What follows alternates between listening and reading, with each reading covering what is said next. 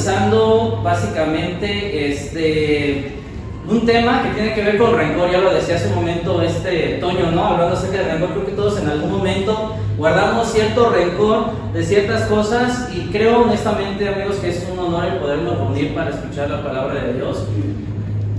Esta semana que estuvimos con diferentes pastores te ayuda a ver diferentes perspectivas de muchos otros lugares, ¿no? Y la verdad es que una de ellas hablaban un poquito acerca de China, cómo están viviendo allá la iglesia, algunos hermanos que han ido para allá y cómo lo están viviendo, que es iglesia oculta, básicamente ellos se esconden para poderse congregar, y yo creo que es algo que nosotros tenemos la oportunidad y la bendición de poder unirnos para poder escuchar y celebrar la bondad de Dios. ¿Estamos de acuerdo con ello?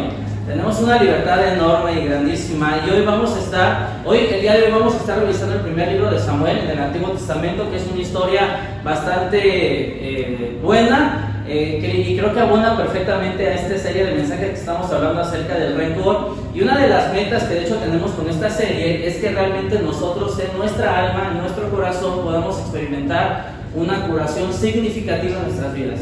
Dice la palabra de Dios en Hebreos que corramos con paciencia la carrera que tenemos por delante. Pero también dice, si es que Pablo escribió esa carta, honestamente no sabemos quién fue el que la escribió, pero por la forma, la dialéctica y todo lo demás, pareciera ser que fue Pablo, dice que nos despojemos de todo peso y del pecado que nos asedia. Honestamente creo que hay personas que no siempre terminan la carrera. Aunque podemos decir que Dios tiene la última palabra, creo honestamente que hay algunas personas que no terminan la carrera. ¿Por qué deciden no despojarse ni del pecado, pero sobre todo del peso? Honestamente, ¿han corrido con peso encima alguna vez? ¿Recuerdan alguna ocasión cuando estábamos en un campamento con los muchachos allá en la playa? Uno de los retos que teníamos era que pudieran correr, y fue en playa. Entonces, si has corrido en playa, tú sabes lo complicado que es el asunto, ¿no? Entonces tenían que cargar costales de 10 kilos cada uno. Era una fila y cada uno tenía que tener su propio costal. Y ya sabes, ¿no? El típico chavo que se sentía acá, que quería quedar bien con las demás chicas, y decía, pásame tu peso y yo lo cargo, ¿no? Pero la verdad es que a la larga, durante todo ese tiempo, me acuerdo que ahí estaba Edson, ¿no? Uno de ellos, y cargó con todo ello, duró 3 vueltas y ya después ya no pudo más, ¿no? Pues Danita, tú estabas por allá también, ¿no? Viendo todo eso, porque es distinto correr uno solo a correr con un peso adicional. Y a veces el rencor en nuestras vidas se vuelve un peso adicional en algunas circunstancias o en alguna relación con alguna que otra persona, ¿no? Son de las cosas que tenemos que, pues de alguna forma, aprender a trabajar, aprender a luchar, porque no siempre es sencillo el asunto. Ahora, yo quiero hacerte una pregunta para ti. ¿A cuántos de ustedes les gusta una buena historia de milagros? ¿Cuántos dicen, oye, me gusta una buena historia en donde de pronto yo escuché que de pronto se aparece Dios? Bueno, no de manera visual, ¿no? Pero porque ahí caíamos muertos. Pero ¿cuántos no disfrutamos de pronto ver el testimonio de alguien y de pronto vemos cómo Dios obra en un tema de salud? Que primero Dios lo hace así con Dani, que estemos hablando por ello, o en alguna situación distinta en donde parece que de manera hollywoodense toda la vida se arregla en un par y cuestión de cosas. La verdad es que yo creo que a todo el mundo nos gusta hacer o ver alguna historia así. Tal vez tú conoces algún gran testimonio de alguna persona que de pronto no diezmaba, no ofrendaba, y cuando lo comenzó a hacer, de pronto llega el lunes a su trabajo y se da cuenta que le dan un aumento de sueldo porque comenzó a ofrendar, ¿no? Y esas cosas de alguna forma nos agradan. Pero ¿qué tal de aquellas personas que, aunque tal vez nosotros hemos estado ofrendando y diezmando y siendo constantes y fieles a Dios, no le hemos robado a Dios, de pronto, pues oye, ¿dónde está mi milagro? No, porque a mí apenas me alcanza para pagar la cuenta, ¿no? Pagar todos los recibos. ¿Alguien ha estado tal vez orando por algún tema de salud y de pronto Dios obra en su vida y le da sanación? Pero ¿qué tal aquellos casos en donde las personas durante años han estado orando por diferentes situaciones de salud?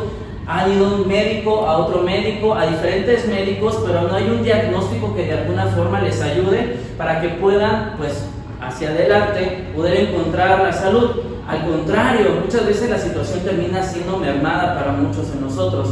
Tal vez algunos de los que están aquí, bueno, muchachos, señoritas, tienen algún buen amigo, una buena amiga que de pronto tronó con su muy mal boyfriend, ¿no? Terminó con él porque no era bueno y demás, y de pronto a los 3 días se le aparece este joven que es increíble y piadoso. Es más, hasta se parece a Brad Pitt, se sabe el Antiguo Testamento de pe a pa, y de pronto a los 3 meses te pide matrimonio y se casan y son felices por siempre. ¿no? Y tal vez tú dices, bueno, yo quiero ese milagro en mi vida, ¿no? Yo quiero ese milagro, y entonces tú truenas con tu novio, truenas con Panchito y de pronto pasan 3 años, pero estás en una sequía romántica y espiritual que no puedes con ella, y los únicos con los que has salido es con Juan y con Pedro, que por cierto son tus únicos amigos, y tú estás preguntando, ¿y dónde está mi Luis Miguel, no? Yo lo sigo esperando. El asunto es que cuando hablamos acerca de este tema del rencor, ¿qué hacemos cuando te encuentras ante una decepción de Dios?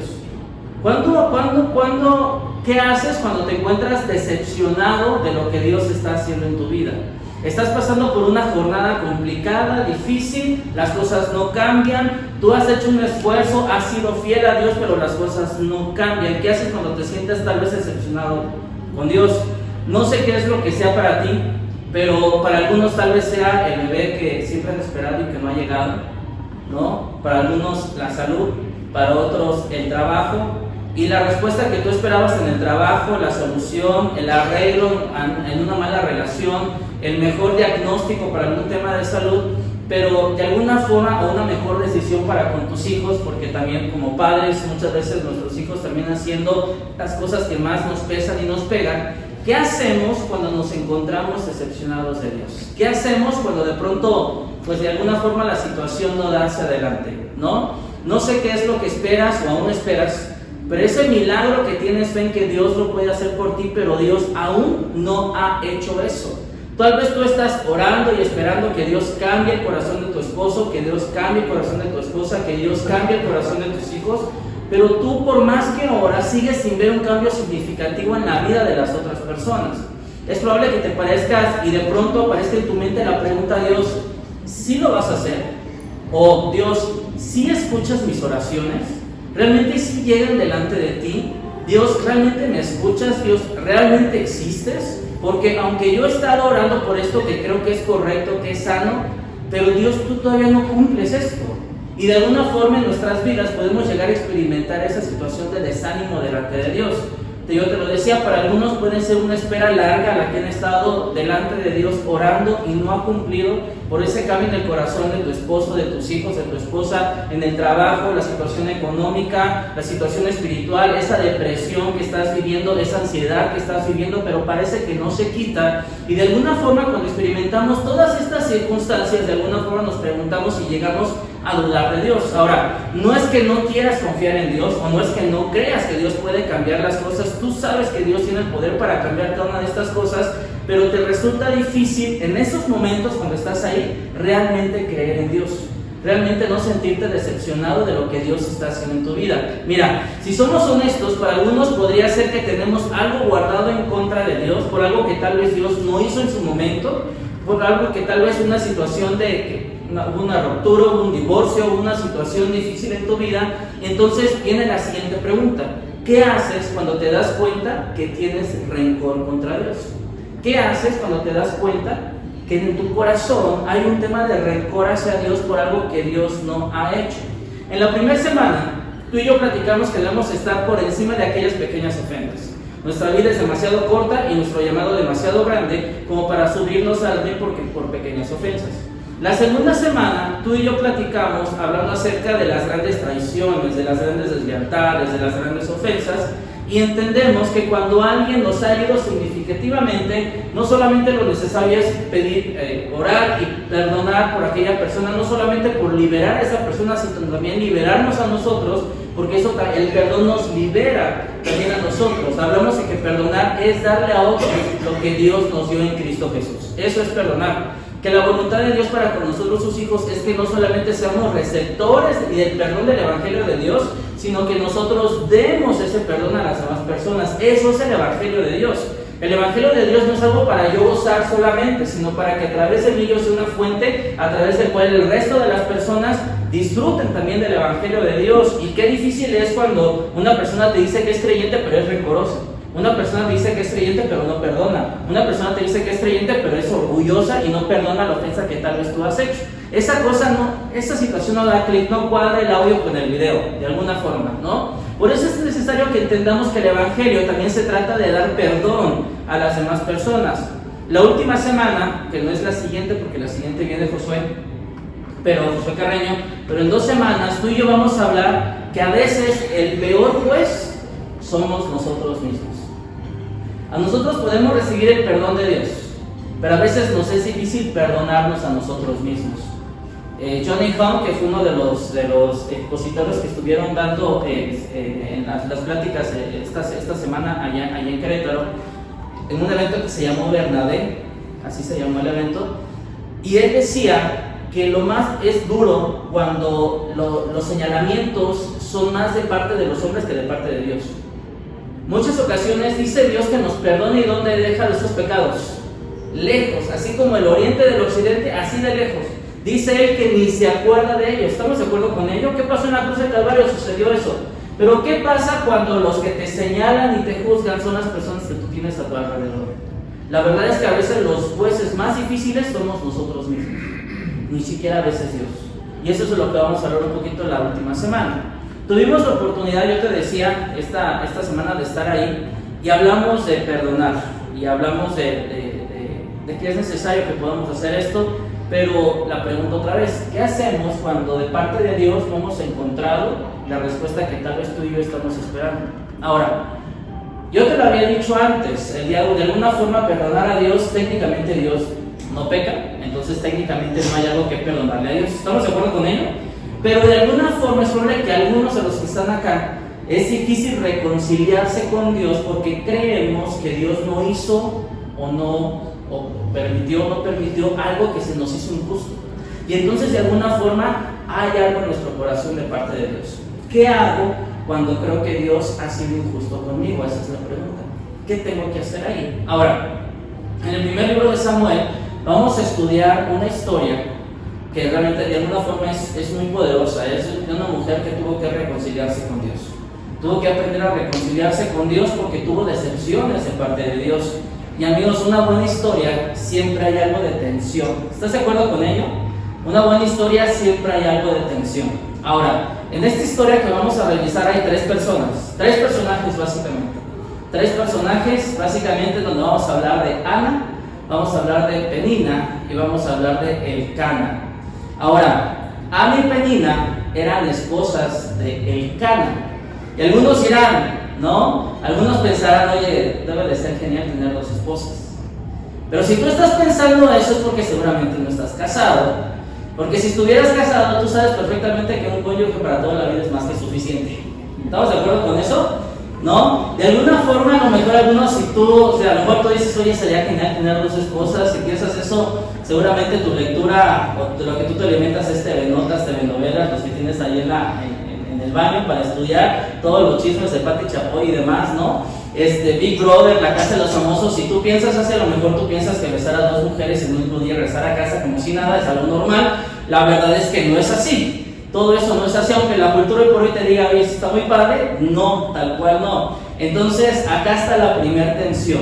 La primera tensión en esta historia: 2 esposas. Esa es una gran tensión. 2 esposas.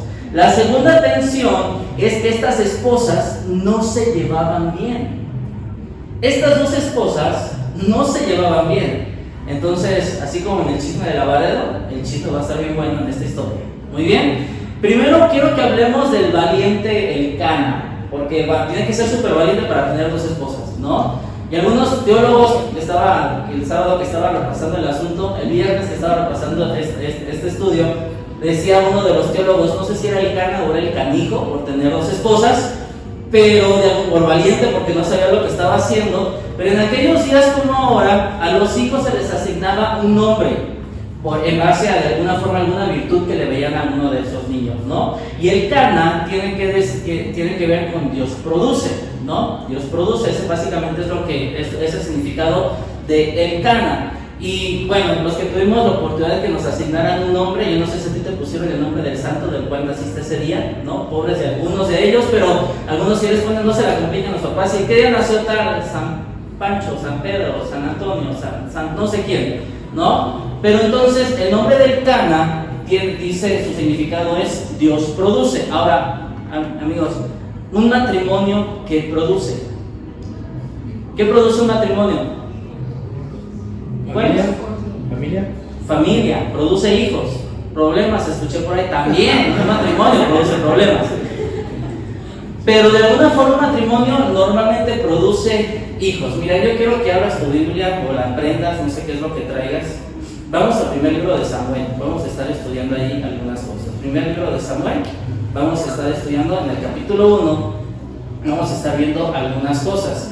Por cierto, si no tienes Biblia, allá afuera hay, para los que quieran acercarse. Básicamente este fue un ministerio que nació sobre todo más por todos nuestros pequeños, por todo el área de niños y de los adolescentes, por eso básicamente, y también obviamente para nosotros, ¿no? Primer libro de Samuel, capítulo 1, vamos a estar estudiando ahí, vamos a leer el versículo 1 y versículo 2. ¿Ya lo tenéis? ¿Ya estamos ahí? Primer libro de Samuel, capítulo 1, ¿sí? ¿Listos? Muy bien, ayúdenme por favor a leer ustedes el versículo 1, por favor. ¿Qué dice?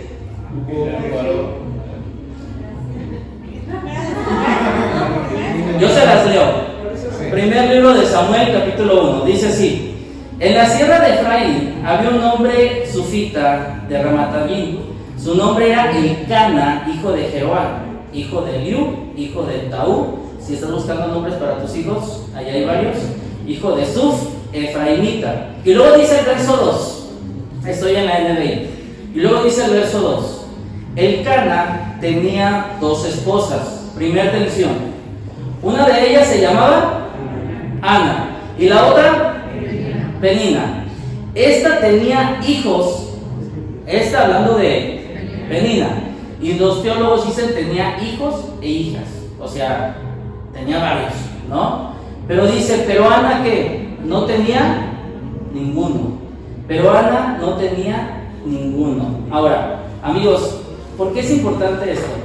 Porque de alguna forma en aquel tiempo tener hijos era necesario e importante para la descendencia, porque era la forma en la que tu nombre iba a continuar generación tras generación. Por eso se necesitaban hijos, pero también para cuidar los ancianos. Y las mujeres, de alguna forma, en aquel tiempo eran muy valoradas por la capacidad de tener hijos, por la fertilidad que tenían. Si una mujer tenía muchísimos hijos, ese no es el texto, si quiere regresarlo, por ahora vamos a regresar ahí, por favor.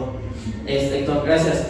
En aquel tiempo la gente necesitaba tener hijos y la gente y las mujeres eran valoradas por la fertilidad que tenían. Recordemos que lamentablemente en aquel tiempo Jesucristo, yo creo que fue el primer personaje, la primera persona, figura pública que le dio dignidad a la mujer. No era solamente un objeto para tener hijos y poder continuar con la procreación y de alguna forma el nombre de la familia, sino que Dios le dio un valor sumamente valioso, sumamente importante de lo que realmente es la mujer. Y yo creo que tal cual es así, y no es porque me criaron puras mujeres, ¿no?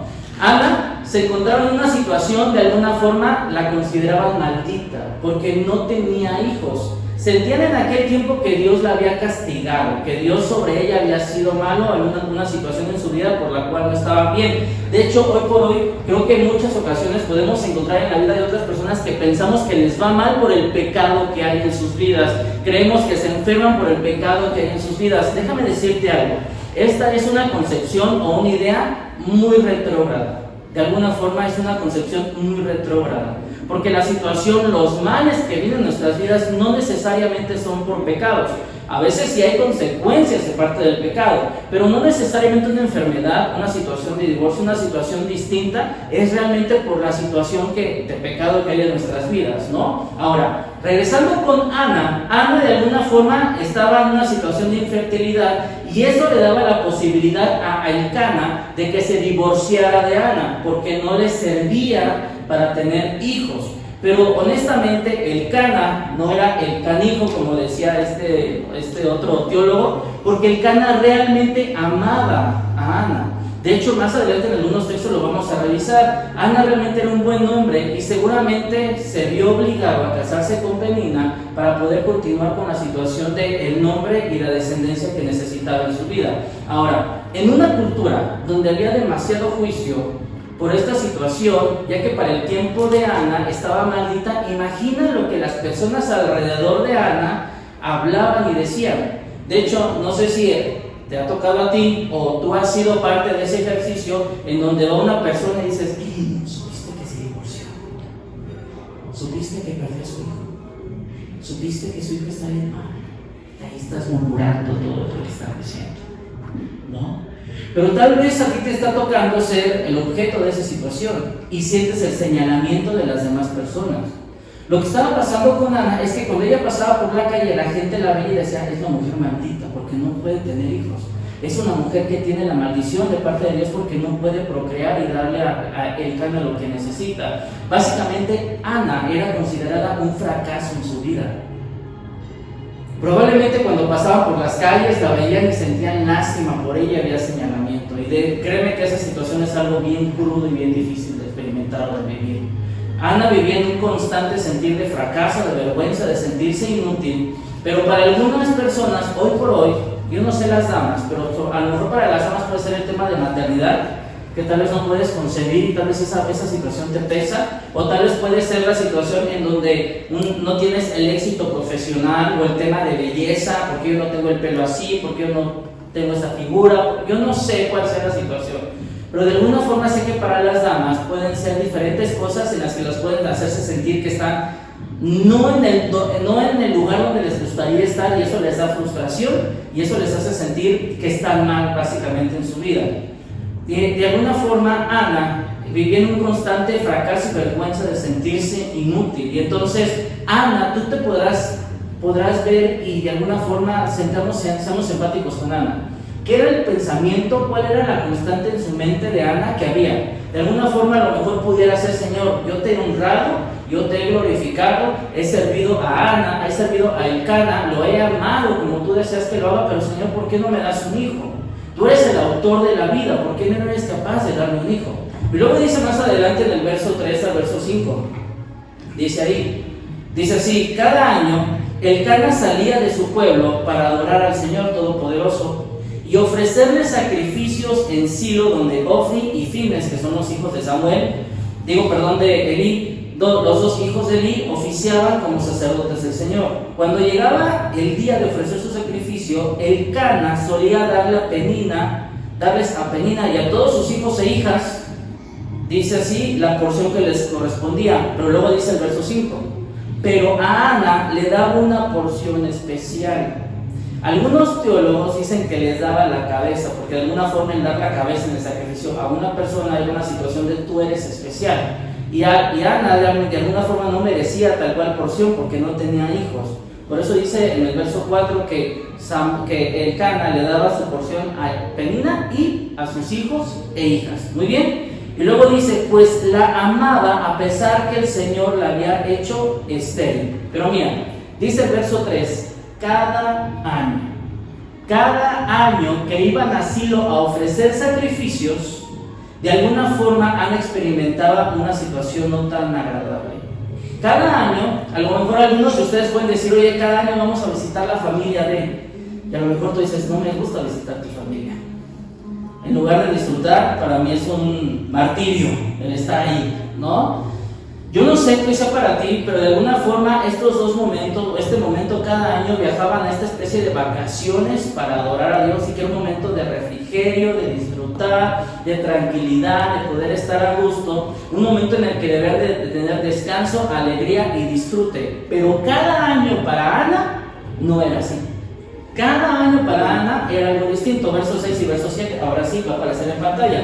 Versos 6 y verso 7 dice así, Penina, su rival, solía ¿qué? Atormentarla para que...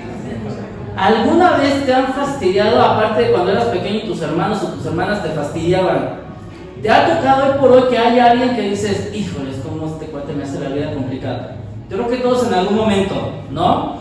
Ya que el Señor le había hecho estéril. Y luego dice, cada año cuando iban a la casa del Señor, sucedía ¿qué? Lo mismo.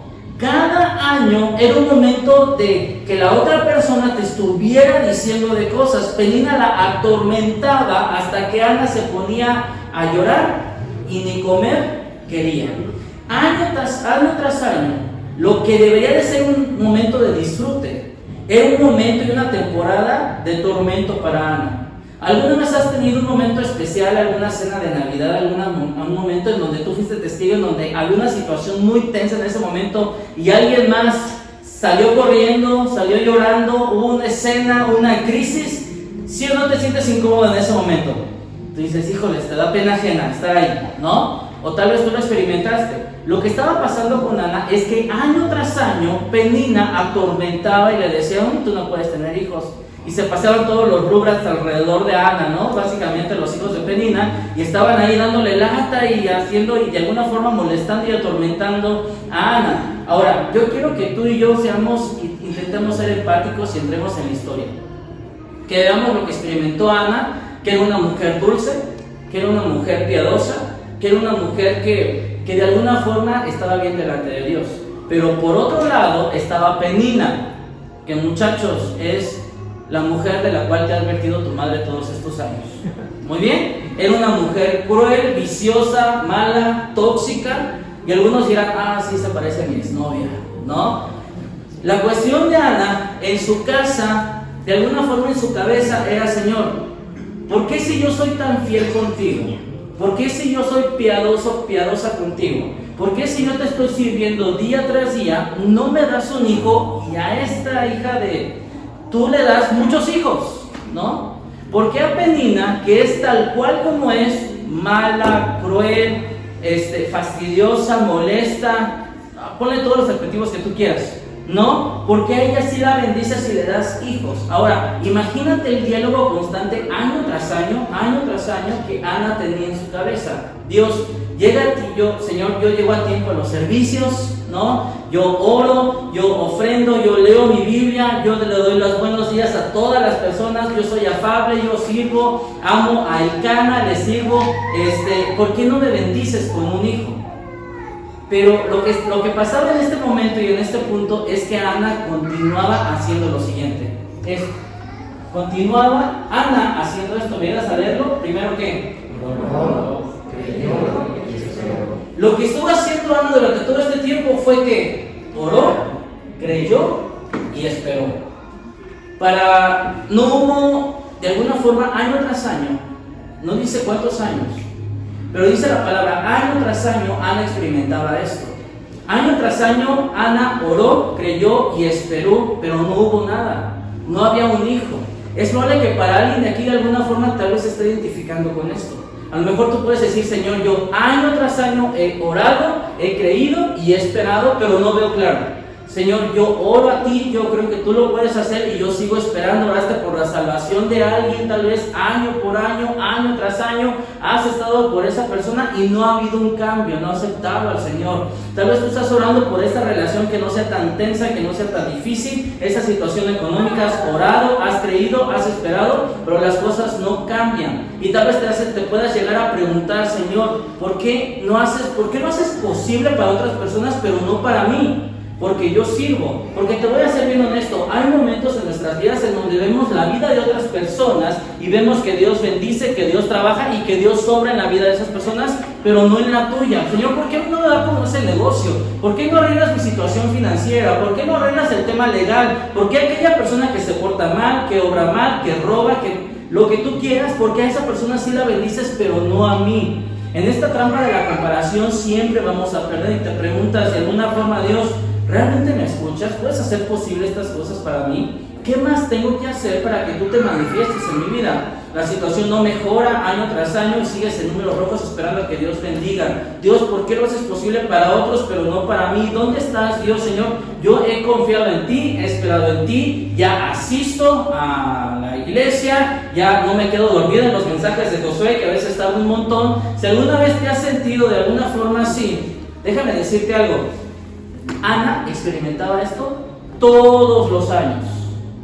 Ana experimentó todo esto mucha parte de su vida.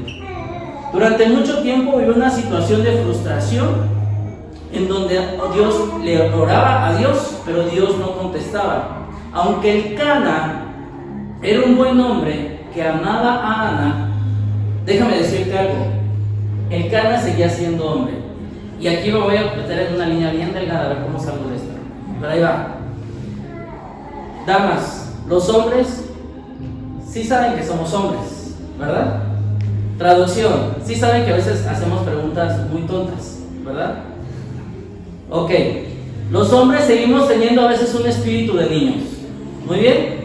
Ahora, dicho esto, a ver cómo salgo de esto. Decimos cosas que son de hombres, que para ustedes tal vez se les hacen infantiles, pero para nosotros se nos hacen normales. Se nos hace lo más normal y común preguntar cosas. Y amigo, varones, aquí te estoy dando soporte a ti. Y yo me estoy poniendo en la vida de riesgo, tú estás yendo a salvo, entonces yo no sé cómo salga de esto. Lo bueno es que el próximo domingo predica Josué Carreño, no voy a estar yo.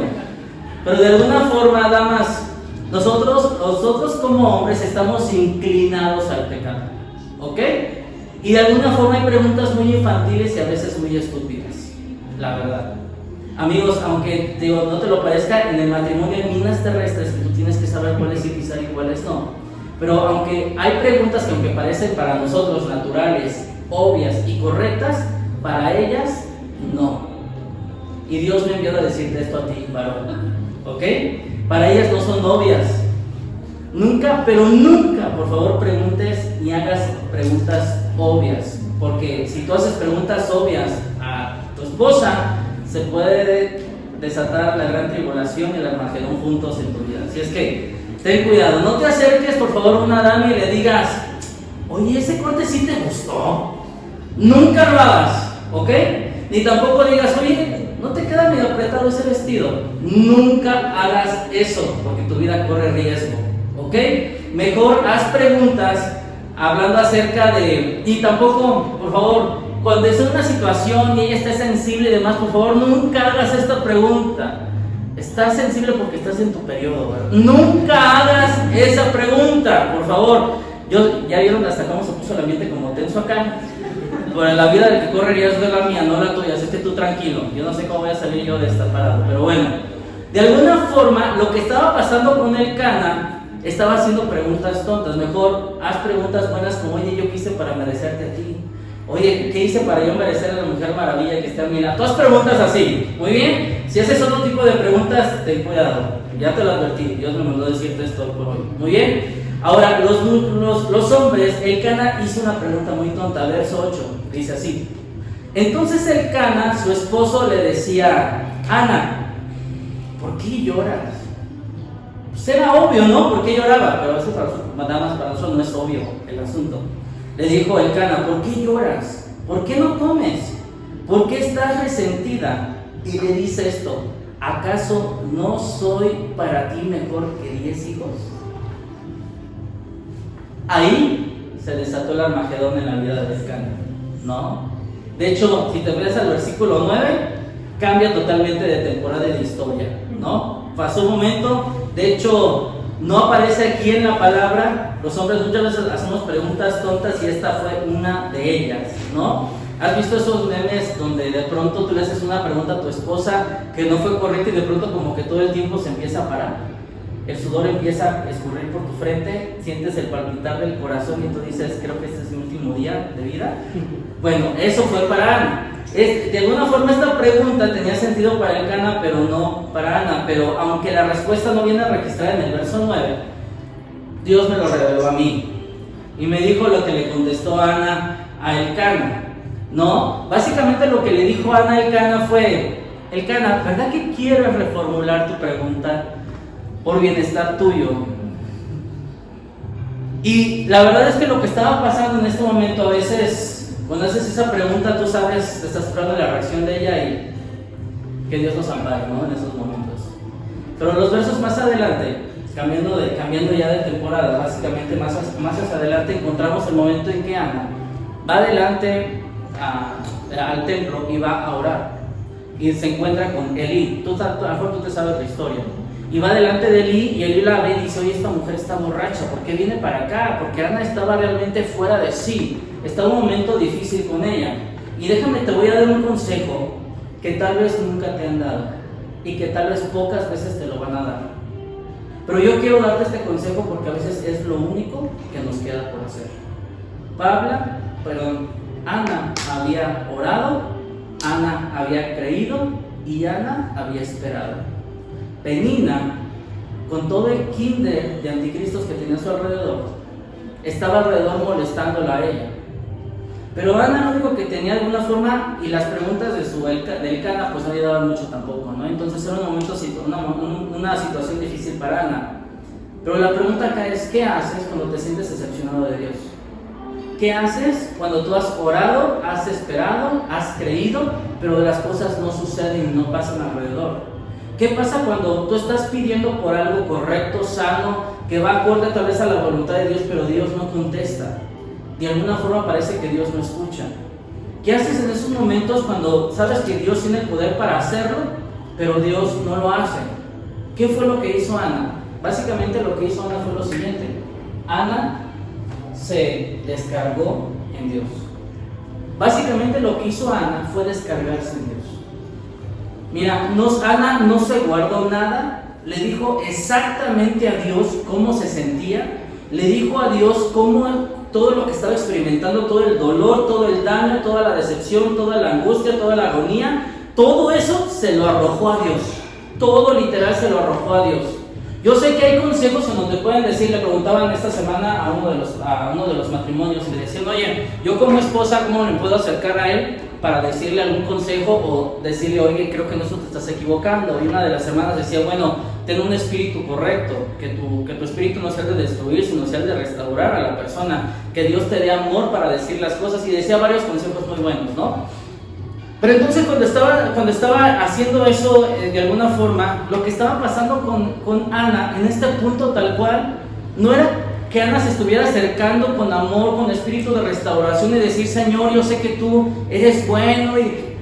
No, lo que dice la palabra es que Ana se acercó con angustia, se acercó con dolor, se acercó tal vez con rencor, se acercó con todos estos sentimientos y emociones que tal vez para nosotros no están bien, pero Dios está dispuesto a escucharlos. Dios no es justo por lo que a lo mejor Ana le estaba diciendo, Dios, no es justo porque de alguna forma yo he cumplido. ¿Por qué bendices a aquella que de alguna forma ni siquiera ha bendecido ni ha hecho correcto delante de ti? Pero Señor, yo he orado, he creído, he esperado, te he honrado, siempre he declarado tu fidelidad, tu bondad. Y amigos, si alguna vez te sientes herido y decepcionado de parte con Dios, haz esto, díselo. Derrama tu corazón delante de Dios. Ve con Él delante de Dios y dile, Señor, estoy molesto, estoy enojado, estoy sentido, estoy herido. Hay una situación que yo no he podido dejar, pero Señor, tú sí puedes con todo ello. A lo mejor tu esposo no va a poder escuchar cada una de estas palabras, pero déjame decirte algo, Dios es tan grande que puede sostener y soportar cada una de las cosas que tú le tienes que decir.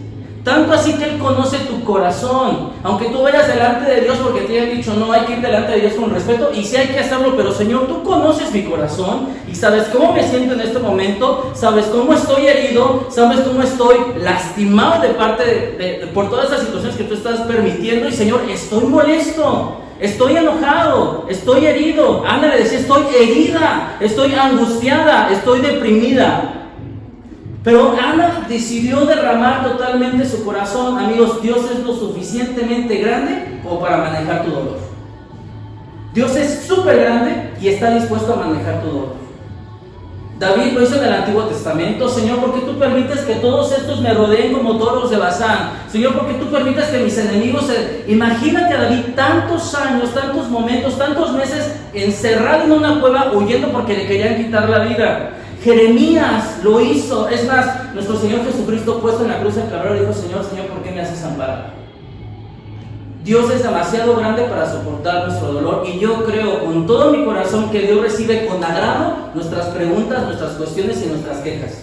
Porque yo creo que Dios espera y anhela que mejor vayamos delante de Él a expresarle todo lo que estamos sintiendo, a que estemos lejos de Él, frustrados, amargados y con rencor. Dios anhela que vayamos delante de Él. Honestamente creo con todo mi corazón que Dios prefiere que le gritemos nuestra desilusión a que vivamos nuestro dolor callado, alejados de Él. Después de que Ana se descargó en Dios, no aplica la de Hollywood, en donde todo se arregló, de pronto bajó una luz del cielo y quedó embarazada por obra del Espíritu Santo. No, todo eso quedó para María. Pero Ana regresó tal cual. No regresó con un embarazo. No regresó y la actitud de Penina fue distinta. Continuaron las mismas preguntas estúpidas de Cana. No hubo algo a cual aferrarse, pero se descargó en Dios. Ana se marchó sin nada tangible en que confiar. Continuó la desgracia de Ana, pero Ana continuó orando, creyendo y esperando. Ana hizo lo que tal vez tú y yo haríamos en nuestras vidas. Ana continuó adorando, dice el verso 19. Al día siguiente, dice, madrugaron, y después de adorar al Señor, fíjate lo que hizo Ana. Siguió adorando al Señor. Y después, al día siguiente, madrugaron, y después de adorar al Señor, volvieron a su casa en Ramá. Luego Elcana se unió a su esposa Ana, y el Señor se acordó de ella. Amigos, la empatía que nosotros podemos dar hacia las demás personas va a partir muchas veces de qué tan profundo tú y yo hayamos ido allá abajo. Nosotros no vamos a entender al resto de las demás personas hasta que tú y yo hayamos tocado muchas veces fondo. Muchas ocasiones la falta de empatía en cada uno de nosotros es porque Dios no nos ha dejado experimentar un sufrimiento o tocar fondo tan grande para poder entender el resto de las demás personas. Y yo te aseguro que has estado con personas alrededor tuyo que son capaces de dar juicio y de criticar y de señalar el resto de las demás personas, pero tú sabes porque tú ya pasaste por ahí que no es así como ellos piensan. Porque el día que esas personas experimenten y vivan también esa situación, van a pensar distinto. Por eso dice la palabra de Dios en Hebreos que no tenemos un sumo sacerdote que no pueda compadecerse de nosotros, sino uno que experimentó el dolor en todo. Llegó a las profundidades, por Señor Jesucristo, del dolor para poder entendernos a cada uno de nosotros. Entonces, si tú estás en una temporada de rencor, de momento difícil, temporada complicada, y no estamos experimentando, y estás experimentando esto, Dios conoce perfectamente por lo que estás pasando. Y Dios anhela que vayas y le grites lo que estás sintiendo. Ana, en la profundidad de su dolor, supo darse cuenta de algo, y es esto. ¿Me ayudas a leerlo, por favor? ¿Qué dice? Una temporada de espera nunca es una temporada desperdiciada. El hecho de que tú no veas algo no significa que Dios no está haciendo algo. El hecho de que no veas los resultados como tú esperas no significa que Dios no está haciendo algo.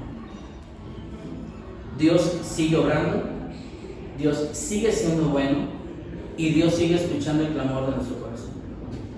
Amigos, una temporada de espera no es una temporada perdida, no es una temporada en vano. Independientemente del resultado, la bondad de Dios se basa en quién es Dios, no en lo que produce en nosotros, no en las circunstancias de nosotros. ¿Conoces la historia de Elcana? Elcana durmió con Ana y concibió. Pero tenemos que aprender que las demoras de Dios no son necesariamente negaciones de Dios. Solo porque ahora no lo veas, no significa que en tu vida no lo verás. Y sabes, hace un par de semanas, platicando con algunos de los que estamos trabajando y sirviendo acá, decíamos, ¿sabes cómo nos imaginamos una iglesia? A lo mejor no nos va a tocar verlo a nosotros, pero yo espero que a mis hijas sí les toque ver. Una iglesia que realmente sea relevante para nuestra ciudad. Que ya no estemos aquí, que Dios nos permita comprar un terreno, nos permita construir, nos permita tener espacios para nuestros niños, nos permita tener espacios para cada uno de nosotros, que tengas estacionamiento y si se puede subterráneo, pues qué mejor, ¿no? Pero que Dios nos permita, no porque hoy no lo veamos, no significa que Dios no está haciendo algo. Una temporada de espera no es una temporada perdida. Pero por otro lado también tenemos que entender esto. Es posible que esperemos y que no llegue. Es posible. Es posible que estemos orando, creyendo y esperando y no llegue. Pero ¿sabes por qué no llega? Porque es el plan de Dios. Y está esperando todo este momento para que tú entiendas que tenemos que alinear nuestro corazón con el de Dios, para que estemos en la misma sintonía. A menudo nuestras pruebas, amigos, son un cerco de espinos, dice Spurgeon, y eso me encantó. A veces nuestras pruebas son un cerco de espinos para mantenernos en el pastizal correcto. Tú quieres ir por otro lado, pero te estás espinando. Dios te dice, no te vayas, es por acá, porque aquí está el pastizal. Allá adelante está lo que tú esperas, pero tienes que esperar. A menudo nuestras pruebas son un cerco de espinos para mantenernos en el buen pastizal, dice Spurgeon. Y yo quiero solamente cerrar con esto. Ayúdame a leerlo, por favor. ¿Qué dice? Dios no desprecia ninguna palabra de sus vidas. Ninguna. Todo lo ahora. No hay salidas acá. Acá al lado se están graduando, ¿no? Los muchachos. Qué bueno por ello. Amigos, en la graduación de la vida no hay. Todo el tiempo estamos creciendo. Todo el tiempo estamos aprendiendo. La graduación será delante de nuestro Dios. Porque Dios no desperdicia ningún momento de sufrimiento. Si hoy lo que estás pasando, lo que estás viviendo, te está doliendo, se está abonando a lo que Dios quiere que tú seas, al plan de Dios que tiene para tu vida.